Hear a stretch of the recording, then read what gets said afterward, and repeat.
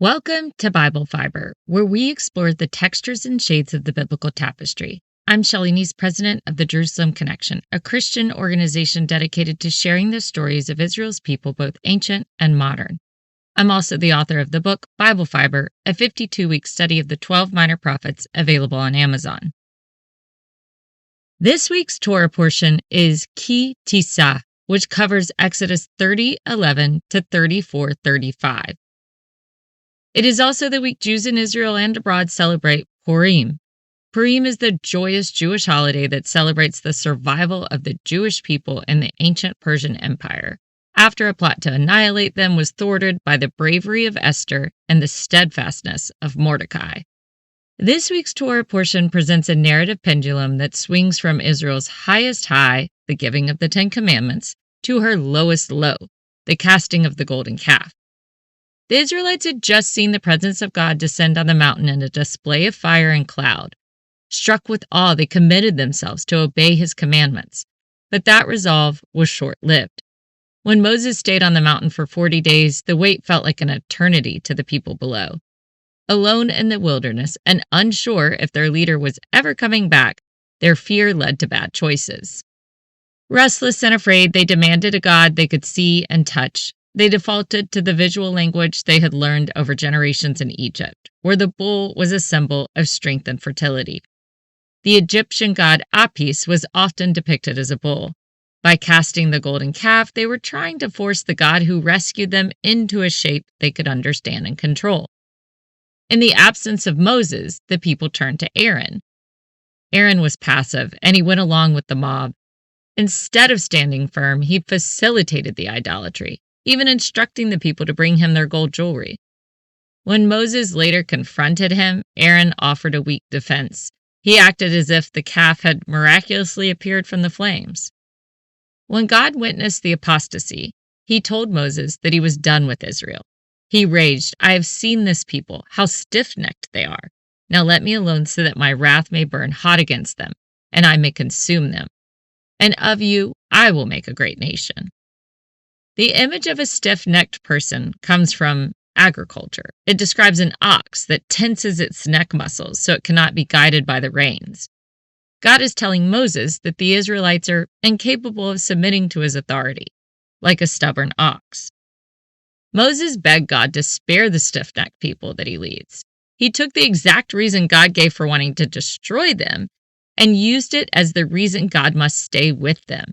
He said to God, "Although this is a stiff-necked people, pardon our iniquity and our sin and take us for your inheritance." Another way, probably a better way this passage can be translated, is because this is a stiff-necked people. He is saying that yes, their stubbornness may be a flaw, but it's also a trait of survival. And Moses argued that a God of infinite mercy is the only one who can handle a nation that's this headstrong. The contrast in faith during this episode is staggering. It's the people's faith that's so fragile they can't handle their leader being gone for a month. But Moses' faith was so robust that he asked to see God's very essence. God granted a unique, shielded encounter, hiding Moses in the cleft of a rock and covering him with his hand as he passed by. As the Lord descended and passed before him, he proclaimed his own character in his own words, a moment known in Judaism as the revelation of the 13 attributes of mercy. Exodus says, "The Lord passed before him and proclaimed, the Lord, a God merciful and gracious, slow to anger, and abounding in steadfast love and faithfulness." This description is one of the few places in the Torah that God defines himself. Having just witnessed a stiff-necked people break the covenant, Moses received the assurance that God's nature is slow to anger, rather than fast to consume. The glimpse of glory was so intense that it physically changed Moses. It caused his face to radiate light when he finally descended with the second set of tablets. You may have seen Michelangelo's statue depicting Moses at this very moment. He portrayed Moses with horns on his head. Not to be anti-Semitic, it was a mistranslation of the Hebrew word for radiating, which is Quran, with the Hebrew word for horn, which is Karen. On the Jewish reading calendar, the portion in Exodus coincides with the celebration of Purim. In the Purim story, we see the good side of the stubbornness Moses described in the people. Mordecai, a Jew living in Persia after the Babylonian exile, famously refused to bow the knee to Haman. The text tells us that Haman was an Agagite, a descendant of the Amalekite king whom Israel was commanded to oppose in every generation. When Haman walked through the king's gate, everyone bowed in reverence, either out of respect or fear. But Mordecai refused. To the Persian officials, Mordecai's behavior was baffling.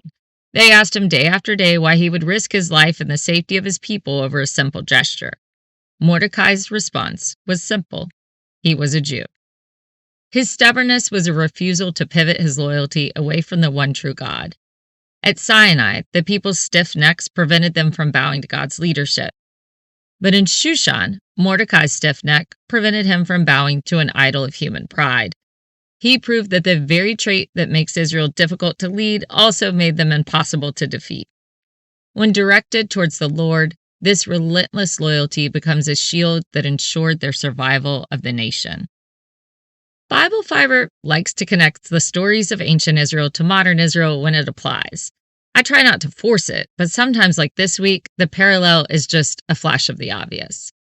On February 28, 2026, Israel and the United States struck Iran and wiped out the entire top brass of the leadership. This occurred during the week Jews are celebrating Purim. Haman tried to wipe out all the Jewish people in the Persian Empire. He cared more about killing Jews than he did about anything else. 2,500 years later, a new Iranian regime became strangely obsessed with the Jewish people in the nation of Israel. In 2017, the Ayatollah installed a countdown clock in Tehran's Palestine Square. It was a massive digital billboard that counted down the days until Israel's predicted annihilation. Its timeline was rooted in a 2015 prophecy by Supreme Leader Ayatollah Ali Khamenei, who declared that the Zionist regime would cease to exist by the year 2040. For nearly 9 years, the clock loomed over the city, counting down to 2040. Does this not strike you as a modern parallel to Haman, who built the gallows for Mordecai, but was ironically hung on them instead? If we were still adding to the canon, and I don't suggest that we do, there would surely be a book and an extended holiday telling the story of this modern struggle.